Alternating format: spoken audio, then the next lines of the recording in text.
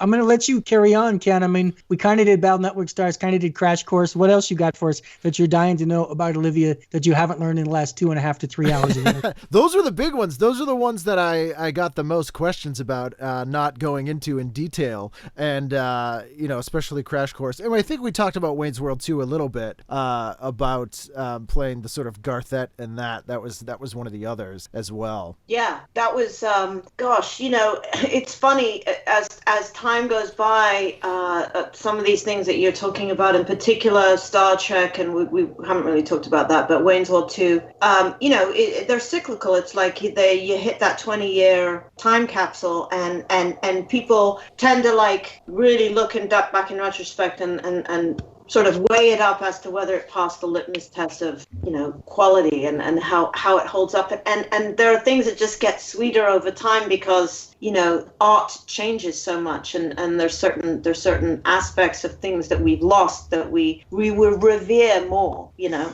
think that Wayne's World 2 is kind of, I know Kicking and Screaming, the Noah Baumbach movie that I did, which I don't know if you and I talked about on your show, Ken. Yeah, I think we mentioned it. Yeah. Fan, but gosh, I mean, talk about like talent, between Noah Baumbach and Carlos, just all the actors, Parker Posey, Eric Stoltz, Josh Hamilton, and I'm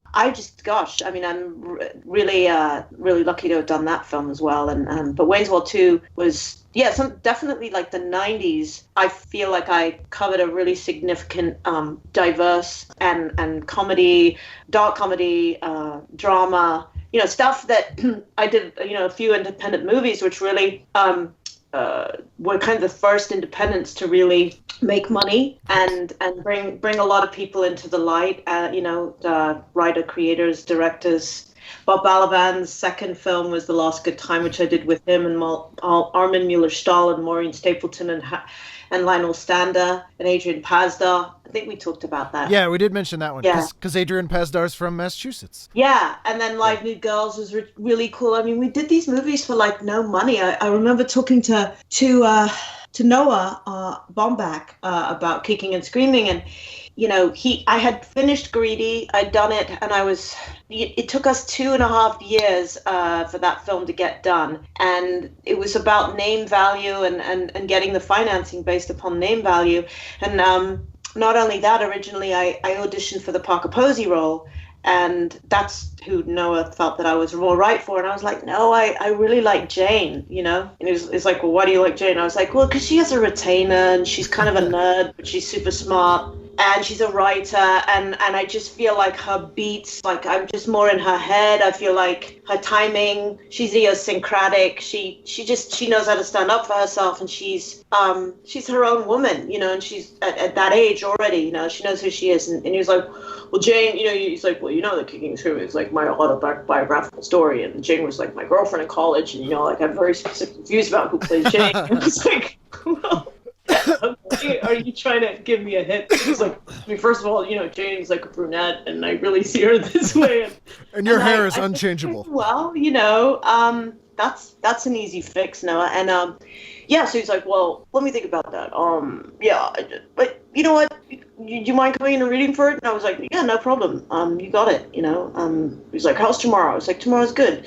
And so, I did. I went in and I read for it and I auditioned. And he was like, yeah. He's like, actually, yeah, this really works. I think that, I really like your take on her. And so I got the part. But then what happened from that point on was we just didn't have all the money. And so I actually went on to go and do a movie. I was doing Alfie on stage on Sunset Boulevard with Brian, with an amazing group of people, but I had to actually leave that production because I got this movie, The Big Green, which was a Disney movie, and so I had to finish the Big Green in order to, after I finished The Big Green, I then went and did Kicking and Screaming. And so it was just a really interesting rhythm for me in terms of work in the 90s. It was like I did Greedy and Wayne's World 2 and Live New Girls and The Last Good Time and Kicking and Screaming and all these like indie movies that were all playing at the Sunset 6, which was super cool because I was At that age, it was like those are the kind of movie theaters that I would want to go to because they had all my favorite movies. So it was really cool that movies that I was in actually, were playing in my favorite movie house.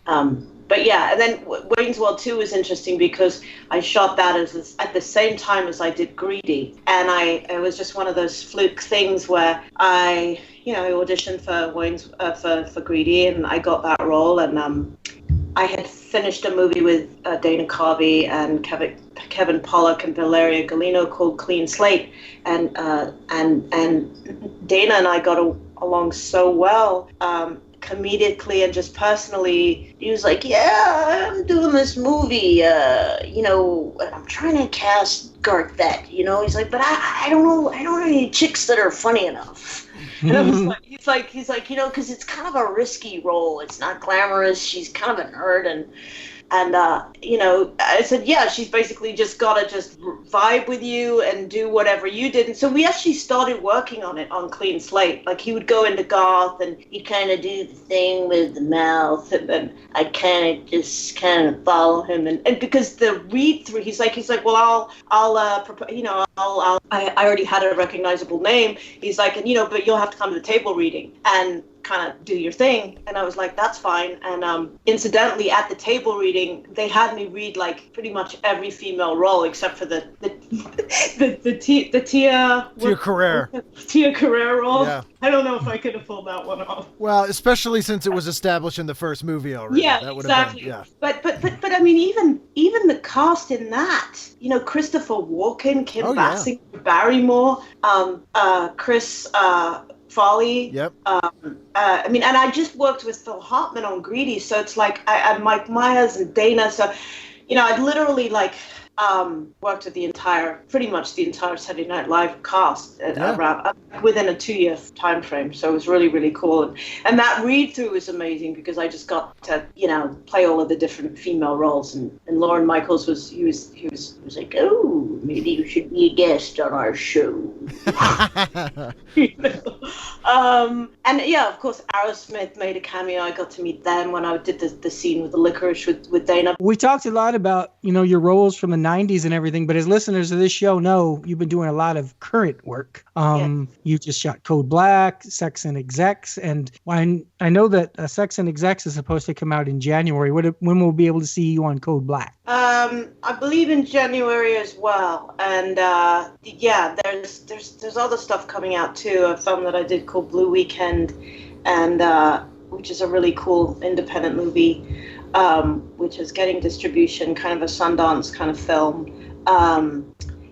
Sex and Execs is with Sandra Bernhard, and the creator is Stan Zimmerman and Jeff Berg. Those are the two writers, and they their relationship, they had a pre-established relationship with Sandra Bernhard from Roseanne because they were the head writers on Roseanne, and they also, they did the two Brady Bunch movies and wrote and them, and they also did Rita Rocks, which is a really kind of cool show, and they do a lot of stuff for ABC Family. So my relationship with Stan Zimmerman, who came up actually in the world of theater, where I did this role in a play called Entertaining Mr. Sloan, which is a Joe Wharton play set in 1964, and they approached me about doing that, and it was exciting to me because she's a sort of she looks nothing like me, and she is sort of nothing like me. She's just an amazing character that I was able to morph into, and I think subsequently I can now kind of play her for a very, very long time, if the play goes anywhere again. But so Stan and I just had a great rapport, and he was actually he was one of the people that I wanted to work with when I got my own show. After I did an episode of The Single Guy, I got offered my own show, and so I was shopping for, a co-creator or a writer, and he was somebody that I was really interested in working with. And so cut to however many years later, we reconnected, and when he wrote Sex and Execs, he presented it to me, and the role is, I play this very interesting power woman bitch who works for this ad campaign, and she's sort of notorious for putting people in their place, and she's just a renowned, power woman bitch. But she's subsequently since just returned from maternity leave, and she's had a child, and she's not as much of a bitch now, but she has to prove herself and regain everybody's confidence, or really furthermore her own confidence as in the workforce again, because her hormones are kind of flying here and there, and she's running this campaign, and Sandra Bernhard plays my boss in it, and it, what I love about the show is it deals with kind of the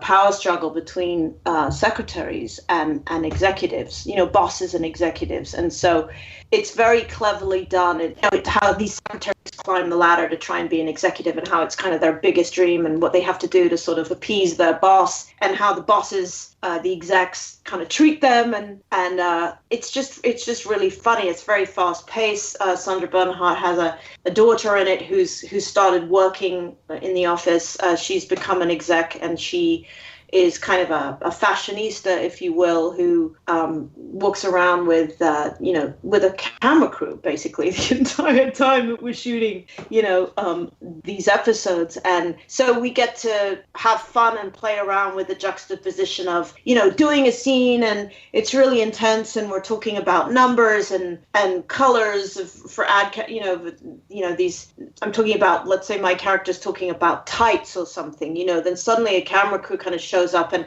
it's funny to see how the actors, all of us actors, had to react to this new entity kind of coming into the room, and having fun with that, and being able to sort of make it a comic relief. Like, you're sort of frustrated by it, but it's kind of part of your everyday life at work. And the woman, the young woman who's got this camera crew, she's got her own show going, but she's also an exec, and so we've got to appease her because she's the boss's daughter. And so there's all these different power plays in the corporate world, and I think it makes for a really, really entertaining show, and I'm really anxious to see how it kind of turns out. And for me, it was a really fun role because I have yet to play up until now, just a really hardcore power woman in a suit, and furthermore, one who's lactating in every scene. And so that was fun for me because, I'm hormonally challenged. In a lot of these really big ad executive scenes where Sandra's kind of in there, and she's like, all right, what do you have for us? And I'm like, well, I'll tell you what I have for you. I've got the lemon hot pink thing going on here, and I'm, there's, tights are in. And I know that you guys think that, I know you guys have all become green since I was last here, but now I'm back, and I know what's going on. And let me tell you why I know what's going on. So it's like I'm like 10 steps behind, but trying to make it seem like I'm 10 steps ahead. And I'm hypersensitive about any little comment that's coming to me. And, then one scene in particular with this long ad campaign table, everybody's just staring at me. I'm like, what are you all looking at? And they're like, honey, you're lactating. I looked down and I got like this puddle of and then I looked down and I'm like, oh my God. What I want to know, Olivia, is if there are any scenes in Sex and Execs where you yell at someone in Spanish. No, but I do definitely, I'm running the office and they're kind of scared of me. I played like Nicole Wallace where people are scared of her because she's a sociopath and, she kills people. But it's different when people are scared of you because you can fire them. And that was an interesting, just place to have fun and play in, because it was, playing a hormonally challenged mother who's got a lot to prove when she comes back to work, who has to regain and exercise her power. And she's changed, and she's accepting the fact that she's realizing through every scene that she's not the same person that she was. And so people don't really know quite where to place her, and she doesn't really quite know where to place herself. And I've got these funny calls. I'm playing lesbian, and they just kind of like, my secretary says, okay, it's her husband, and she's on line 1, and she tells me that, that my little boy just made a poo, and I was like, I'm in this kind of hardcore, meeting, and I'm like, come on, people, we got to talk about statistics and the stats and, the finances and this, that, and the other. And they're like, Ryan made a poopy. And I was like, Ryan made a poopy? Oh my God, I'll take it on line 1, So it's like a lot of immediate transitions where, she goes from this, authoritative bitch mode into just this really hypersensitive woman. So that's where the comic relief comes from. And luckily, I was in the arms of Stan Zimmerman, because he's so ingenious with being able to kind of cradle you in that world that you just feel completely safe. And then Code Black, which I just did, is a hospital drama. I was crying every day. And that's fun. And I'm excited to see how that turns out, because it was just such a great, again, group of actors that I was honored enough to work with. Marcia Gay Harden and Rob Lowe, and just everybody on that show is amazing. But I play the wife of kind of like a Bernie Madoff sort of character, and who's dying. Incidentally, he has a kind of, his brain is hemorrhaging, and he's been a sort of a doctor to the stars who's over medicated people. To the point where, it's kind of ruined our lives because one of his clients, one of his patients dies. And it's interesting because it's what I loved about that role, and just them as a couple is, they're a couple who had nothing when they met, and they were really at their happiest, and then they fell into that big pitted black hole that certain middle class people have, and we're in a place and time now where the kind of middle class is evaporating as we know it, and they now have nothing again, and he's dying, and it's like, is it his karma that he's not going to live very long in this hospital because he killed people? He killed a patient by accident, and their marriage has fallen apart, and she hasn't been able to get him. My character Ruth has not been able to get my husband to sign these divorce papers, and so it's just interesting. The one call that his friend, there's a doctor friend, one of the actors in it is a friend of my husband's, and he asks my husband, is there anybody you'd like me to call? And he says, well, my wife, but don't expect it. But don't call her collect, because she won't accept the call. And so I show up, and I come with these divorce papers. And the first scene kind of seems really harsh, but such is life, And circumstantially, she's lost everything. Or I've had to take the kids out of school, and we've lost our home, we've lost everything, and I've been kind of like trying to track my husband down, and he won't sign these papers. And I think my character is also, Ruth is probably also worried about the fact that, that the police might come after her too for manslaughter or whatever. So it's loaded, it's very emotional. But what's interesting about the role, and what I loved it, is it's actually very sweet and very tender. And each scene that we have together, when I do finally find out that he's dying, you really get the sense of the relationship, and you get a sense, I think, as a viewer, of what the genesis of their relationship was like and why they got married. It wasn't just about money, but I overhear him saying that he's like, my wife was right. We did lose everything, the kids, this, that, and the other. And he says, my husband says this to this nurse, and he's trying to persuade her to have an intervention with the doctor, who's a friend of ours and introduced us, because he's got like Parkinson's and he's shaking, and he's like, don't do what I did and, just wait till the last minute and have a wake up call, do something now, be proactive. So he's actually trying to help his best friend and save his life. And I overhear him owning stuff. And so I think that then gives my character a place where I can own the fact I come in the last scene and I've been saving, and who knows whether I drove back and got it after I found out he only had a few hours left to live. But he says, you saved this, and I say, it reminded me of what it was like when we were at our happiest. And that line to me is kind of so interesting, because I think it probably speaks to a lot of people, that like when people get in relationships or marriages, so to speak, and they have enough time where there's a reflection, and either the marriage breaks up or it comes back together. There has to be a realization of what these two people were initially at the beginning, and when they were at their happiest. And if you have that kernel of a moment or time that you've had that you can kind of look back in retrospect and see that, you can in fact save a marriage, or you can heal before somebody dies.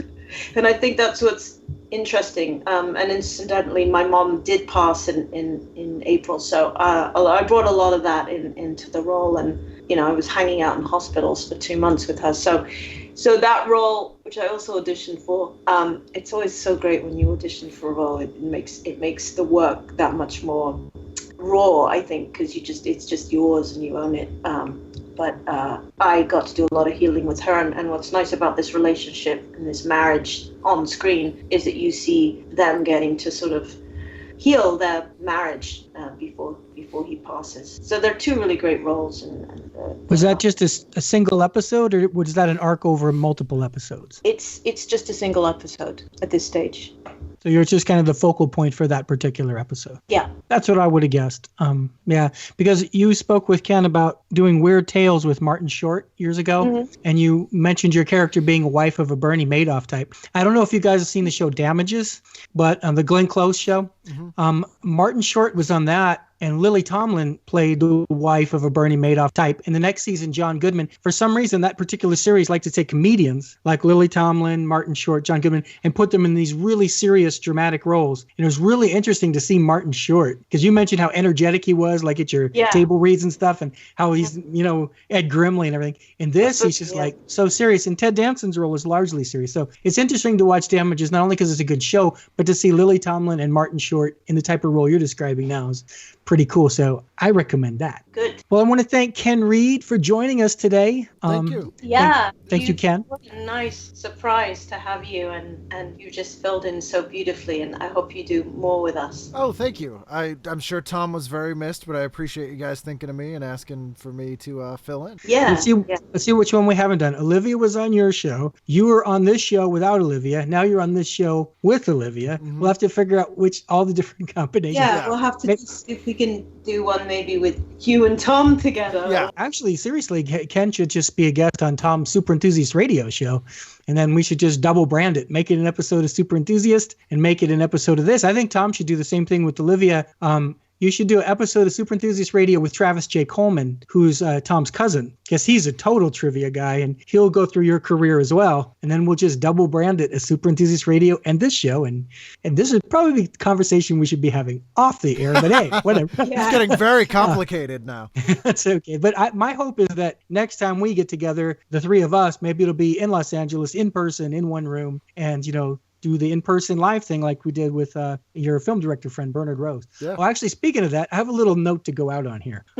When we were interviewing Bernard Rose, because I was kind of like the third guy, I didn't interrupt at the time, but he had made the comment, I'll see what your guys' take on this. He had made the comment that pornography, comedy, and horror being sort of like the three lowest levels of film. But he mentioned that all three of them needed to create a specific response. And I was thinking to myself, okay, well, comedy, the response is laughter. If nobody's laughing, it doesn't work as a comedy. Porn, well, okay, orgasmic, But horror, I thought, well, it's supposed to be scary. And I thought, well, laughing and orgasms, that's positive, but I don't really like to be scared. So I was going to ask him. I did ask him. I asked him on Twitter. I said, generally two of those three things are considered positive. Being scared is kind of like a negative thing. Oh, I'm scared. This is bad, right? So I asked him what the appeal of horror movies is. And before I tell you what he said, I want to give each of you a chance to say what you think, especially Livy as a actor herself, and also you, Ken, knowing what I know about you. So what would you think would be the answer? They're all cathartic. They're all releases. So you're experiencing a release of something. And they're all like horror, and I haven't really considered pornography in those three, but they're all the same structurally. They're all the same. It's just a different payoff at the end. And they all sort of stick with you if you are more invested in the characters involved in all three of those. Then all three of those are heightened. So it's a release, essentially. It's like a roller coaster. That's a safe way to experience the release of things that may be difficult to deal with in a real life situation. And what do you think, Olivia? I think not unlike a lot of Bernard's theories, it's like he thinks that he's got another really interesting one, which is that actors are a third sex, meaning that they're not masculine or feminine, but they possess a quality with their sexuality and their being that can kind of go they're androgynous basically. And I think to a certain extent that's true, and I don't want to completely go off the subject matter here because I want to address what your question is, but that's actually one of my favorite theories that he has, because I think it's really interesting. Because when you think about actors, they have to be so malleable based on what they want to have the diversity to play. So their sexuality has to be able to weave in and out of, I can be masculine here, I can be feminine here, or I can just be neutral. So it sort of reminds me of the question that you're asking me, which is what, by the way? Well, he had indicated that with comedy, he didn't say specifically what they were, but with comedy, with pornography, and with horror, for it to be a successful comedy or pornography or horror movie, it has to get a specific response. And so he didn't say what they were. And I didn't want to interrupt because you guys had your flow going. I thought, obviously, comedy is laughter. Pornography is orgasm, like Ken said, releases. I thought, well, what is it with horror? And so I'll tell you what he said. He said, this is exactly what he said. He said, fear produces adrenaline, which is a natural high, the same thing as a roller coaster, which is exactly what Ken just said, roller coaster. So a person goes like you would go on a roller coaster, wave your arms and get the adrenaline rush. You see, that's what you want to get when you go to a horror movie. And I knew he would know better than any of us because he's directed some great horror films. So basically he's saying when that is what they want to get, it's not so much being scared, it's the physical adrenaline, the high you get from the adrenaline is what was his answer. Yeah. I think also he is very, very good. I mean, he's a masterful horror director. And I think, like all great directors, irrespective of what their genre is, that they're masterful at, they know that, like, they just know what this divine chemistry is. It's like great musicians who just know they have that potpourri of stuff that they mix and it just works and it just instantaneously, it's like a hit. I think I saw Frankenstein, so I can only compare it to his most recent horror film where, it's sexy, it's scary, it's suspenseful, it's almost too violent. In fact, I'll just say it. It's too violent. I think it's too violent of a film for me to watch in a comfort zone. Take it back to Candyman. Okay, that was, or any other, or Halloween, Halloween or one movie everybody's saying, a lot of that is suspense. Because I'm a type of person is like, I don't really want to be startled or scared. It's not something I enjoy, I don't want someone to just appear in the room and everything. So I said, I don't want to go get entertainment that's going to do that to me. But clearly a lot of people do. So that was my question to him. Well, I guess it's not so much being startled as that sense of dread or suspense, which is once you get the relief of that, either if it's when the movie's over or when the thing sort of comes to fruition, it's almost, this is a very odd analogy, but if you're sick and you throw up and you have that sort of post-vomit euphoria for a second, where like, you're like, oh, I feel so much better. It's almost exactly that. And I was just going to interject that I think, and I don't know for sure, but I'm pretty sure that I think Bernard's theory on all of this is if you combine all three things at the same time, if something is so suspenseful and it's so scary and so violent and possibly sexy and pornographic at the same time, that you might have a winner, because all of the senses are so they're everything's shook up, and I think that we all need to be shook up once in a while, and I think it's actually something secretly we crave, even just to hit the reswitch button. I think sometimes seeing a good horror movie, and I'm not really a horror movie fan, but I did come out of Frankenstein, though it was way too violent, and it hit something in me where it was reflecting on the human spirit and how unkind we can be to each other. And so it really made me think about, sort of how unkind man can actually be to its own mankind.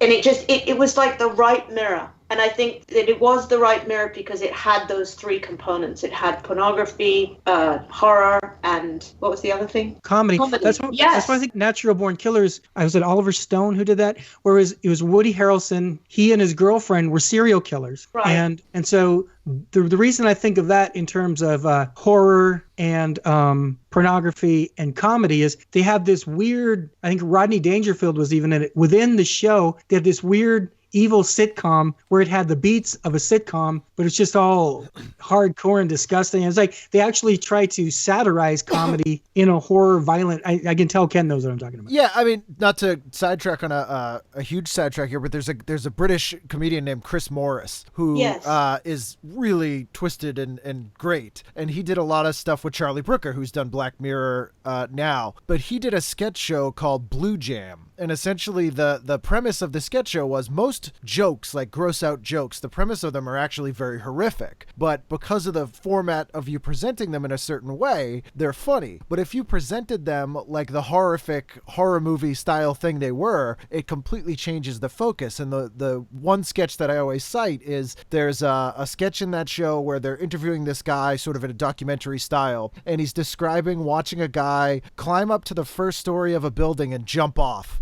and injure himself and then keep doing it. And people are cheering him on, trying to help him until he eventually dies. And he says somebody asked him what he was doing, and he said he was going to commit suicide by jumping off a 10-story building, but he decided instead to jump off a 1-story building 10 times in case he changed his mind, which is such a joke setup. But when you're watching that, it's horrific to watch a guy jump off a building.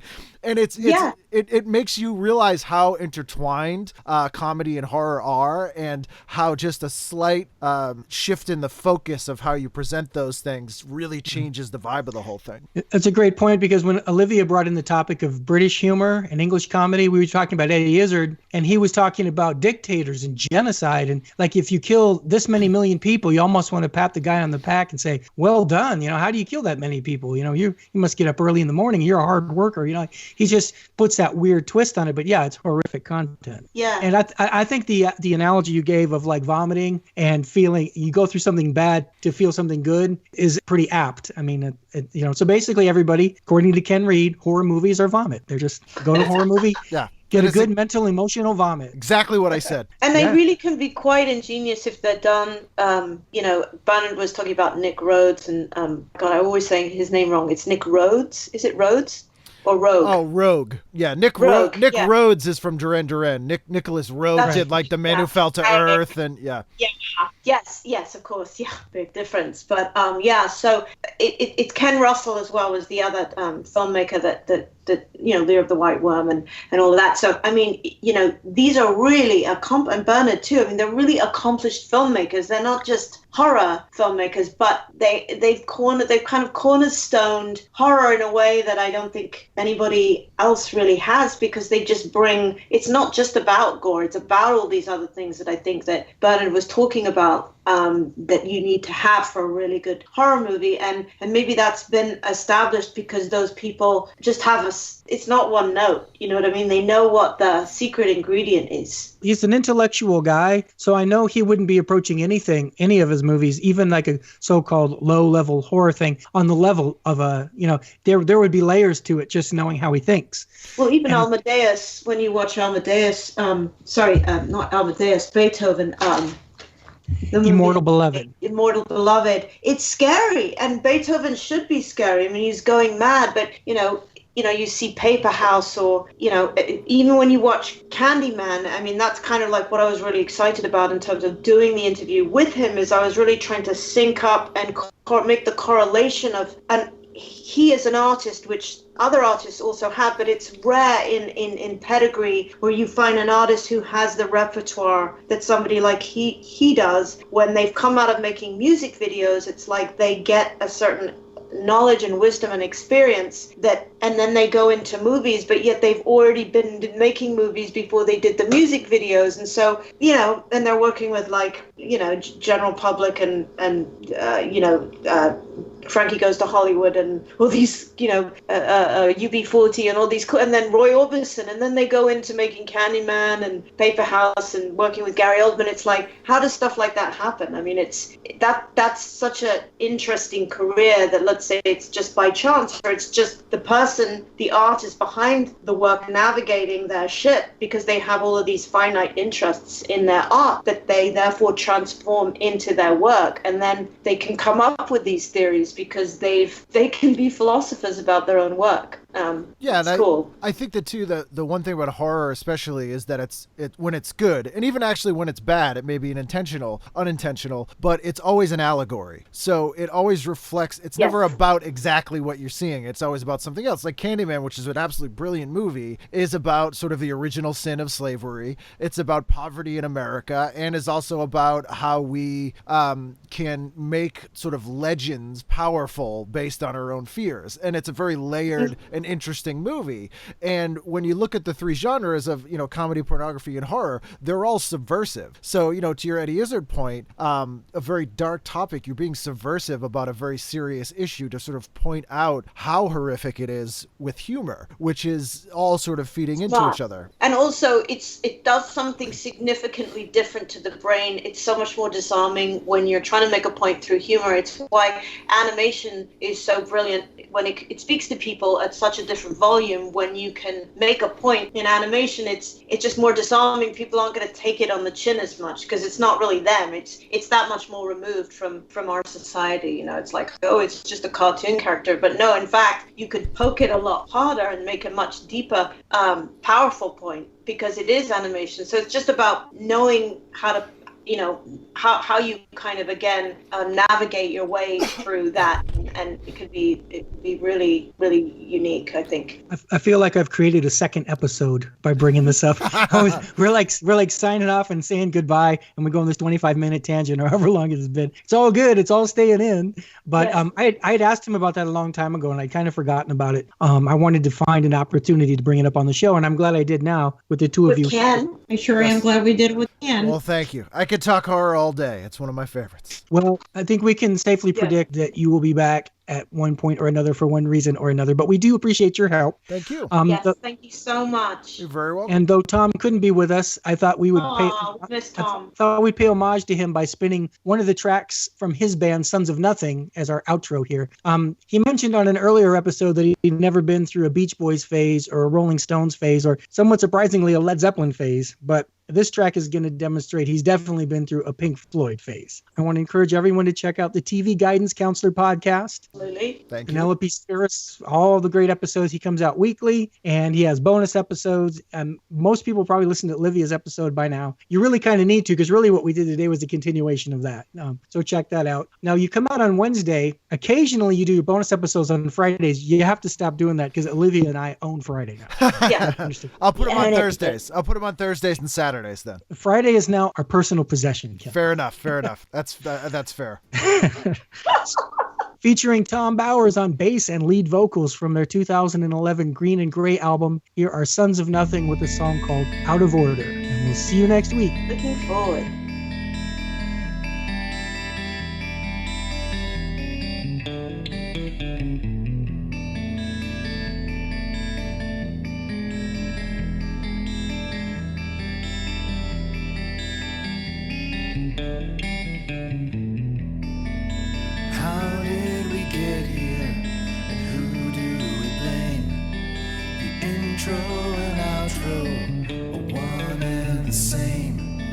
Instructions were followed each step of the game, but we got them out of order.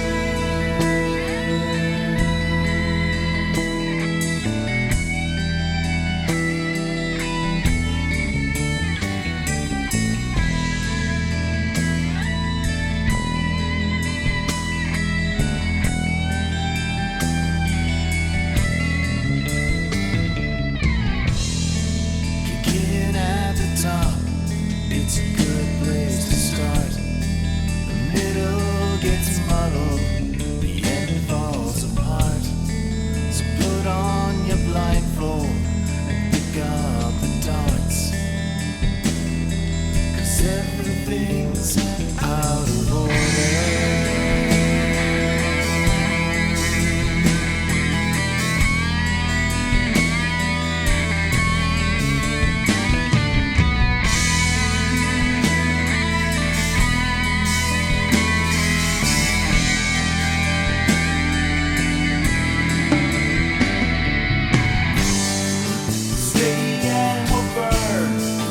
Dusk into dawn, forget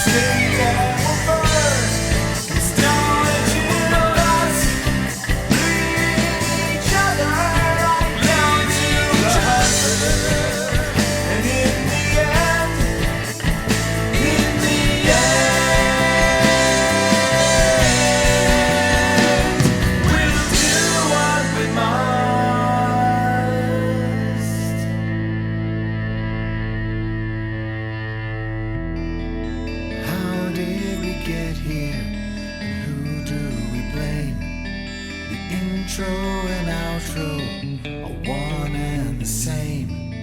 Instructions were followed each step of the game.